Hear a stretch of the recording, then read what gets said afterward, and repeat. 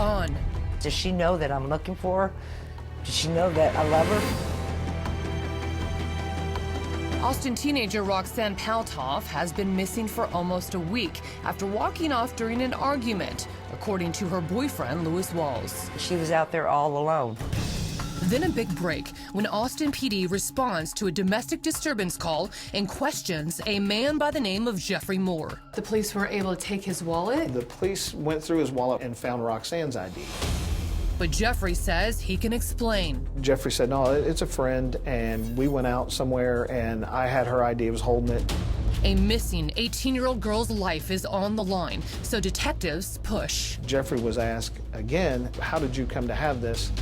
Feeling the squeeze, Jeffrey offers up additional details to police. I was downtown at a club, and we started talking, and I was about to leave the club, and they asked me if I could give them a ride to Runberg. Roxanne must have dropped her ID in his car. His story sets off alarm bells with detectives. Completely contradicts the story he told the first time, that she's a friend of mine, I really want to give it back to her. Right away, investigators track down Jeffrey Moore's car. Inside, they spot an ominous dark stain. They send it to the crime lab for testing. And when the DNA results come back, Evidently, it wasn't Roxanne, so, it could have been anybody's. and as for that stain, nothing more than dried ketchup. Jeffrey Moore remains a person of interest, but takes a back seat in the investigation for now. Meanwhile, police turn their attention back to Roxanne's boyfriend, Louis Walls. I truly believe that he has the answers. And big little lies, according to police. Roxanne met Louis when she was 16.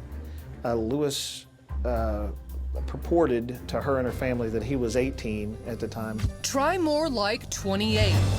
That's right, Louis is an imposter who set his sights on a much younger girl. I didn't really find out his true age until after Roxanne disappeared. He was approximately 11 years older than her. So in my mind, if they met at 16, he's a pedophile. But there's more. Police records reveal Louis has a long rap sheet with a criminal history landing him in and out of jail. If you've lived this life long enough to be a sociopath, if you have a one-track mind, if it's drugs, sex, money, well, that's all you're going to think about.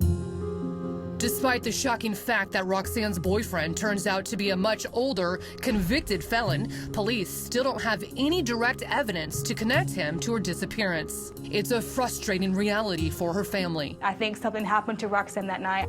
I don't think she ever walked out to go cool off. I think they got into an argument and he hurt Roxanne.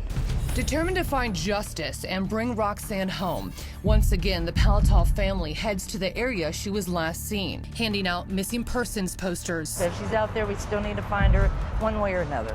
And asking questions. Have you seen her before? We're letting everybody know in the area she's missing, and we're here. We want to know what happened to her. I spoke with everybody in that neighborhood, and it wasn't all the greatest neighborhood at all. I got to account for that. It was a whole bunch of hotel rooms everywhere. There were drug dealers in that area. There were, street girls out there. One going by the name Loretta. She came up to me, hey, have you found your daughter? I said, no, I'm still searching. And she reached down and got her across, and she goes, I'm going to help you find your daughter. Sadly for the Paltauf family, almost 2 weeks pass and still no word from Roxanne. There was just no sign of her. Then there's news, and it's not good. They found a body under a bridge. Detective Scott was hoping to cushion the blow for Roxanne's mother. What was that like, going to her mom and saying, we might have found her? Unfortunately, the mom heard about it on the news that a body was located. The Paltaufs brace for the worst. We got a call from the police department asking if we can have Roxanne's dinner records ready. But when the coroner's office officially IDs the body, it's stunning news for the Paltauf family. The dead woman is not Roxanne. Who was it? It was that woman that we met on the street. It's a tragic twist. The dead body found under the bridge belongs to Loretta, the very same woman who told Roxanne's mother she would help find her daughter. But when details emerge about how the woman died, it's a brutal revelation. There was paper towels shoved down her throat. Honestly, I think that she was asking a lot of questions, trying to find out what happened. Maybe she did find out what happened, and maybe they were trying to shut her up.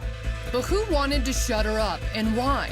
And did it have anything to do with Roxanne's disappearance? Coming up, I killed someone, and I'm out here, and they can't touch me. bad guy bravado, He's going around bragging about what he did to Roxanne. or an admission of guilt. One of them knows what happened to my daughter. I go straight to the source looking for answers. So we have two cars, two different views on this apartment complex, looking for loose walls. There's got to be somebody who knows something about what happened.